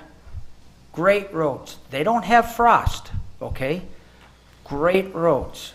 And when you hit Michigan, you can tell the difference. And if you don't think we don't need roads, I had to drive my wife for over a year now to Petoskey, okay? You go from Levering past Pellston. I'm thinking of putting a store in Pellston. I know that road is a disaster. It should be done. Why it hasn't been done, but I think this proposal will get a lot of our roads done, especially for the city of Sault Ste. Marie. Okay, thank you. Anyone else? Commissioner Gage. I do also want to note that our state senator Wayne Schmidt is in support of it, and conversely, our state representative Lee Chatfield is opposed to it. So, if you're looking for insight from Lansing, there you go. Commissioner Simmons. You're right. We do need our roads fixed, and we do need an influence of money. But I don't believe that this is the way to do it, because it's going to cost us a lot more money in the long run with the sales tax, with our cars. And it's hitting the people who can afford it the least, the people who have the lowest incomes in the middle class. So we need roads, but Lansing needs to stop spending our money on frivolous things and take care of business. Okay. Let me just conclude by saying they've been working on this, trying to get road funding for at least 5 years that I know of. This is the first that's actually gotten to this point, and certainly it takes the vote of the populace to make it happen. And granted, it's not the best way to do things, and if we're not in Lansing, so I can't speak to those people, at least speak for those people, but ultimately we do need roads, and we're going to have to pay for them, a portion. And it may be not the ideal situation, but it's the best thing coming in many years. And in order to get all the, as I understand it, in order to get the money paid at the pump to go toward transportation, this will, if this is passed, it will happen that the money at the pump goes actually toward transportation, and it keeps everybody else whole, along with adding money for the state of Michigan, and additionally money to make sure the schools are held harmless. So let your conscience be your guide, but we're not voting. We're voting to, yes, we are voting to authorize at least a yes recommendation. Commissioner Bauer. If I could just say one more thing, Sure. though. Any thought that if this doesn't pass, that we'll never be able to get our roads fixed, or that the schools will never get money, is ridiculous. Because that just means go back to the drawing board and come up with a better plan, is what that means. I'm just as much in favor. I mean, have you seen my street? Yes. Welcome to my world. We definitely Your street's going to be done. That's true. Yeah. I love your street. I know you love my street. But and we need road repair, and we need money for the schools, and all that's true. But is this the best way to do it? I would say no. Okay. We're ready for a vote, I think. Roll call, please. Commissioner Simmons? No. Commissioner Tuorty? Yes. Mayor Boswell? Yes. Commissioner Bauer? No. Commissioner Gage? Yes. Commissioner Gary? Yes. Commissioner Lynn? Yes. Motion carried. Thank you. Item F under the city manager's report would provide authorization for the mayor to execute a quitclaim deed on behalf of Meyer Inc. for the purposes of resolving title issues. On October 14, 2014, the City Commission adopted a resolution to vacate an obsolete access easement as well as several unimproved streets and alleys located within the site where Meyer intends to construct a retail store. The title company working on behalf of Meyer has identified that due to the way that the aforementioned access agreement was originally conveyed to the city in 1901, vacation action was not sufficient to clear the encumbrance from the property's title. Because Meyer is unable to move forward with the purchase of that property until such time as they can obtain clear title to it, they've requested that the city execute the presented quitclaim deed to properly clear the title so that their purchase of it may move forward. City Attorney Canelo has reviewed the request and drafted the presented quitclaim deed for the mayor's execution. Accordingly, it is my recommendation that the City Commission authorize Mayor Vospis to execute the presented quitclaim deed with Otavero Properties. Thank you, Mayor. Okay, thank you. Commissioner Bauer. One comment before I make a motion, and that is that I can see, and I think anyone who's been to Walmart lately can see the impact that Meyer has had on this community without ever even being here yet, because as they've already implemented, as Walmart has already implemented the self-checkout and some other things, you would think in preparation for Meyer's arrival. So therefore, I move that the commission authorize the mayor to execute the included quitclaim deed with Otavero Properties. Is that right? Yes. Otavero. Support. So supporter. Questions? Commissioner Lynn. From what I understand, that not Walmart, but Meyer really takes their time in getting a project done because they want it done right. All they have to do is to drive over into the parking lot of Walmart, Right. which was not done right, and they would not listen. People from the south do not understand what we have up here. It's called frost, etc. So I'm sure Meyer's parking lot will be in a lot better shape than what Walmart is. Anyone else? Commissioner Gage? I hope this puts rumors to rest that. Oh, they'll still be there. Yeah, but I'm hoping that at least staves them off a little bit. This certainly helps. So, yes, Myers is coming. Yes. Roll call, please. Commissioner Tuorty? Yes. Mayor Boston? Yes. Commissioner Bauer? Yes. Commissioner Gage? Yes. Commissioner Gary? Yes. Commissioner Lynn? Yes? Commissioner Shimmons? Yes. Motion carried. Thank you. We agreed on everybody voted yes on this. And that concludes the city manager's report. Thank you, Mayor. Okay, we are now into the status reports. Thank you. Engineer Basista is here to give us a update on 2015 construction projects. Good evening again. Welcome back. And I'll make this quick. You introduce those two gentlemen in the audience. You want me to take care of it for you? You can do that. I could, yeah. Let me, before you start, we have Sure. from C2AE, Bill Gimble.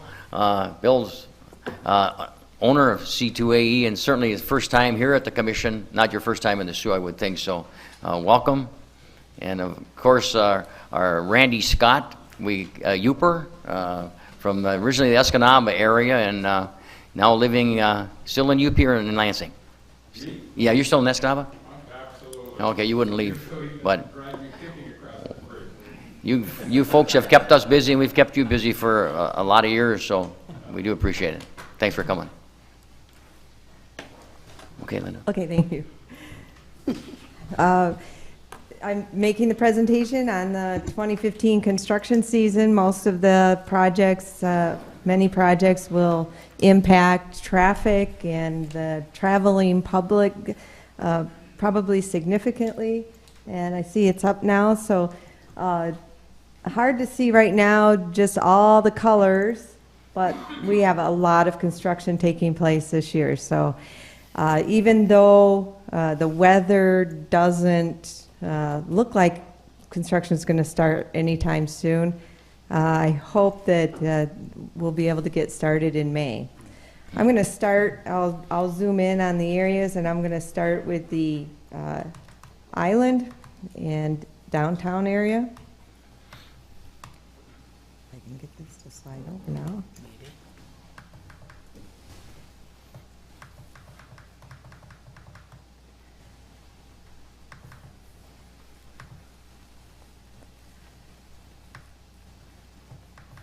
Okay, there's a lot of color on the island, and I will start with the very top, mill and resurface. We're proposing a mill and resurface as part of our capital preventative maintenance on Portage Avenue between Osborne Boulevard and Ashman Street, or the I-75 Business Spur. Again, that's a mill and resurface with some minor curb repair work. That is currently near complete design, and I expect it to be bid out in late May and with construction hopefully in June. This will impact a number of businesses on that block of Portage Avenue, but since it's a simple mill and resurface, we would propose that the contractor mill at night And then during the day, there would be some joint repair work on the road and some curb work that doesn't necessarily impact the entire street of parking or traffic, and then come back and pave at night. So a majority of the work on that project would take place at night. Just a question on that project. Is that the area where the water lays on the curb side? No, that is, drainage is pretty good on this portion where, I think where you're thinking is more in the Locks district. Yes, yes. West of Osborne. Okay. And as you recall, we applied for a grant for the Federal Lands Access Program grant, which the Locks were a signatory on that grant application. Okay. So hopefully we'll get Okay. that to take care of that. Okay, thank you. In this blue, it's not labeled, but as you know, we received a grant for the urgent needs repairs. This would be the Ridge Street water main repair. And as of Saturday night or Friday night, we just extended that repair because there was another break out there this weekend. So that repair is probably going to go all the way to Ashman from generally about the fire hall.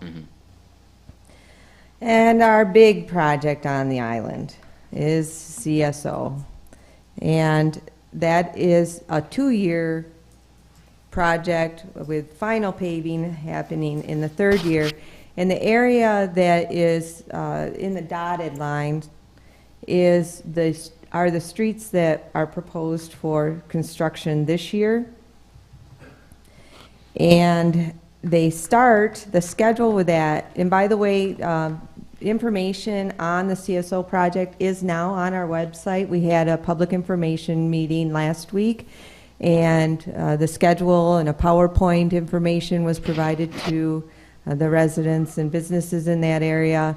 And the information is now on our website, including the schedule, but I'll go over the schedule with you as well. At least when the contractor starts, they're proposing to start in 2 different places. They're proposing 2 crews, and they will start on Dawson Street between Ashman and Bingham, and they will also start on Johnston Street between Maple and Spruce.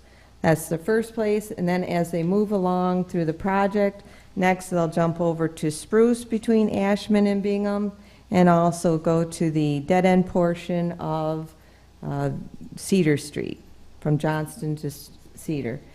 Then they will move to Maple Street and work on Maple Street and Brady Street. Then the next section would be Kimball from Maple to Spruce, and they'll move to also Spruce, the dead-end portion from Johnston to the canal. Then they'll move to St. James. And this is based on two crews. It's possible the contractor, and this is Baco, so it's possible Baco, depending on how much other work they have throughout the UP, they may bring in a 3rd crew, which would accelerate the schedule, and they would bring in the streets that are proposed for 2016. They may bring it in sooner. Also, what we're proposing this down here on Spruce, on the other side of the power canal, that is also part of the urgent needs storm sewer repair, and we're proposing, we added that to Baco's contract, and they will do that when Spruce Street Bridge is closed. I move east. Sova Street, again, is also part of the water main urgent needs grant. That's on Sova between Portage and Cedar. What I don't have on here that's not shown, I overlooked, was the Puller addition that is planned for this year, the small addition. Continuing west. That's east, right? I'm sorry, east. Thank you. We have the Ani Osborne Campground electrical upgrades. The contractor is expected to start any time now on that project. And that's upgrading the west part of the campground to 50 amp electrical service. People bring in their big motor homes now with their washers and dryers and fireplaces and all that, and they need 50 amp service. So that will be done early this summer. Also, Riverside Drive, proposed to start in August. That is also the water main urgent needs repair grant. Moving south, we have as I mentioned during the previous agenda item, the grant for sediment and nutrient removal, the culverts for 9th Ave, 10th Ave, and 11th Ave at 14th Street.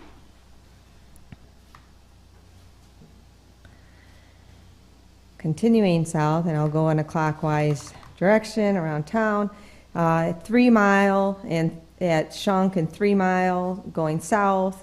This is outside of the city, but and it's a tribe project, but it's the Odenang sewer that will be discharging to the city sewer system.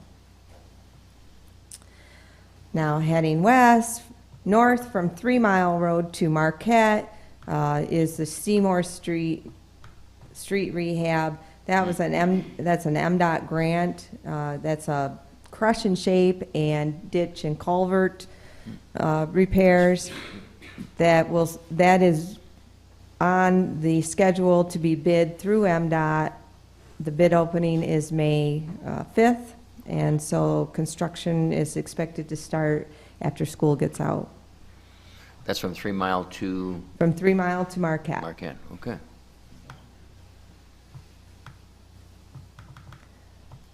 Now continuing west, part of this year's capital preventative maintenance for streets is 3rd Street. That would off of the business spur to where it starts as a private road into the apartments there. This is where Gordon Food Service is. We'll be just patching right there at the spur and then doing a little bit of mill or overlay on that. So a patch right at the entrance to the spur and an overlay.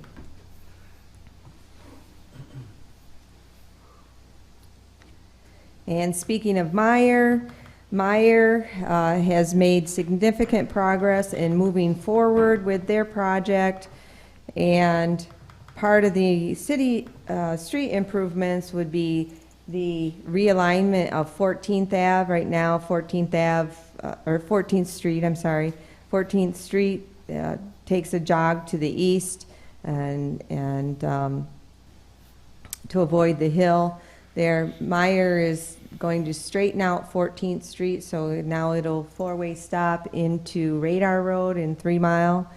And also part of Meyer's improvements is to widen 3 Mile Road to add a right turn lane into their proposed property.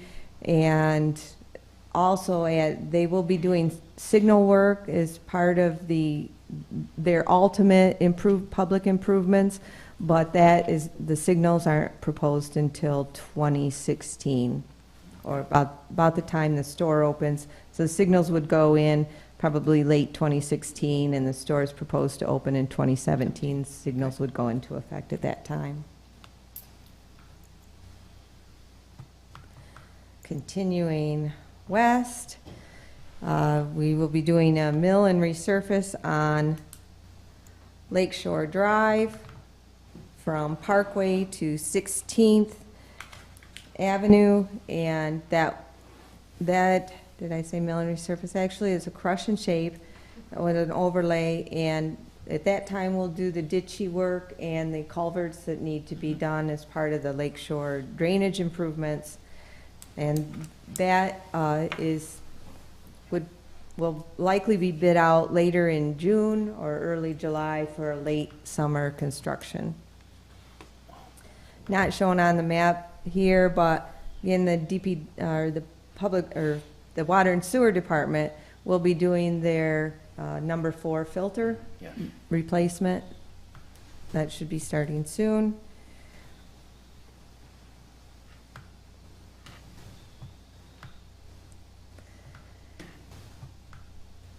And in this area, Easter Day, also Easter Day will be a mill and resurface from the I-75 ramp or West Portage to Industrial Park Drive. That was also a grant from the Michigan Economic Development Trust in relation to AMI hose making their improvements. So we got money to improve that portion of Easter Day, and that will be done this summer as well. I don't have a schedule on that. Design has not started. And in this area, we also have the I-500 track property culvert removal and replacement and wetland stream bank restoration. That's the work that we received a grant for last year from the MEDC to help with the I-500 race. Sherman Drive, that's scheduled for capital preventative maintenance between Meridian, or I'm sorry, Eureka, well, that is Meridian going there, and Ryan Street. I don't know what we're doing exactly there, but we need to get a little extra, Sherman Drive, a little extra life on it, and Sheridan Drive? Sheridan, I'm sorry, did I Okay. say Sherman? Sheridan. Apologies. Yeah, please feel free to interrupt and correct me as I'm Yeah. moving along. That goes into the housing for It goes Lakes- into the Lake Superior State LSSU University. housing, and Mhm. it's It's on the hillside right there. It's on the hill. Okay. Always a lot of- And the last water main repair, we'll be doing a small section of Grow Cap that was part of the urgent needs grant there. Another big project that will definitely impact traffic is the Ashman Street Streetscape and Utilities Project. That is being bid through MDOT as it's a MDOT street, but the city and MDOT and we received a grant, so there's 3 pots of money participating in this project. So it's a complete reconstruction from Portage Ave, or I'm sorry, from Easter Day north to the Power Canal, water, sewer replacement, complete reconstruction, new street lights, curb and gutter, new sidewalks, some brick pavers, a very big project, and that would be proposed to start after the 4th of July. And that'll go through into October. And finally, we have sidewalk replacements on Easter Day from Court Street to John or Kimball. Those will start. That's been bid out and ready to go. Just waiting for school to get out on that. And finally, 10th and 14th between Ashman and Davitt, those are local streets. Those will get complete reconstruction, new curb and gutter, new water, new sewer. That project has been on our books for quite a while, and we're finally going to get that done.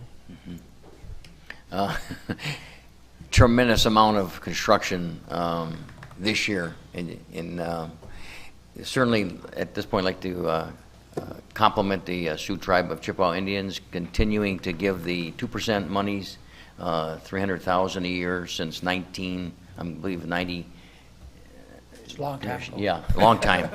You were Commissioner Lynn was the mayor at the time and crafted that agreement, and he continued to live by that agreement, and the 2% funds continue to come to the city, and all 2% monies under that project will go for streets and roads. And that certainly is part of this whole process. Busy activity, I would think the businesses, because of the construction on Ashland from Easter Day to the bridge, people getting to the tourist areas, people getting to the businesses that are on those construction sites, those will be talked to, the businesses will be talked to, the routes will be established so that people coming in, and that doesn't count the construction of culverts on I-75 down around Kinross Right. area, which is going to be a shorter detour than the one last year, but and hopefully quicker. I know we tried to lobby the legislature to postpone that for a year, but it didn't happen, I guess, because they're continuing on with the construction schedule. So I did go to an MDOT, the Rural Road Association meeting last week, and the good news on that culvert project on I-75 is that Elmer's, the contractor who has awarded the bid on that project, is proposed to complete the project sooner than the MDOT had anticipated in their schedule. And that is supposed to be done before 4th of July. So be great. that was good news that Elmer's schedule, it's going to get that project done sooner than expected. any questions of, okay, Commissioner Twardy? Thank you. Just a quick comment. I can speak for Commissioner Bauer and me and say that for all of you people that are going to be trapped downtown all summer, I sell food and he sells beer. So we've got all your basic needs covered. And wine. Yes, and wine. Anyone else? Sure. Commissioner Lynn. Carey Street, I had an old friend of mine call me on Carey Street, and there's one block, nothing's going to be done? Is that by the looks of the map? Currently, that is the proposal, because we took that out before we awarded the contract to Baco because we were over budget. But if after this year we are well within budget, we can look at possibly adding it back in. That definitely could use some work. Yeah. Along with Ray Bauer Street. But Well, they're Ray Street will be definitely- done. There's no question about that. Anyone else? Best of luck. We know it's going to be hectic, understanding. It's going to be a very Yeah. busy summer. Understanding, cooperation. It's going to be nasty at times, I'm sure, with the weather we get, but we'll persevere, and yeah, it's going to be, yeah. We'll persevere, and by next, this coming fall, things will be pretty good shape. It'll be much more Yeah. quiet next Yeah. year. Thank you very much. Okay, we're into item number 9, matters presented by the public. Is there anyone in the audience like to make a comment at this time? Yes. And it's just about the construction. Okay. And as long as we can keep informed, because we have maps at every hotel now. The hotel has all the maps and stuff. And we can inform, like, when you're doing Ashland, I know I've talked to Justin about it, make sure that we're informed so we can get it out to the hotels. If they're going to be closed on Bingham someplace, if they're going to be, something's going to be happening there, if we can stay informed and we can get it out to them, it'll be a breeze. It'll go great. Mm-hmm. Additional signage is going to be important. It's on signage is streets. number one. Mhm. Yeah, so if we can keep informed on that, Yes. because I'll get it out there. Okay. Yes, you will. Thank you. Anyone else? Items presented by the City Commission. Just a quick note on Kraft Hockeyville. Keep voting. Vote early, vote often, as Linda would say. Good luck, Sue, and let's go to the last round, you know.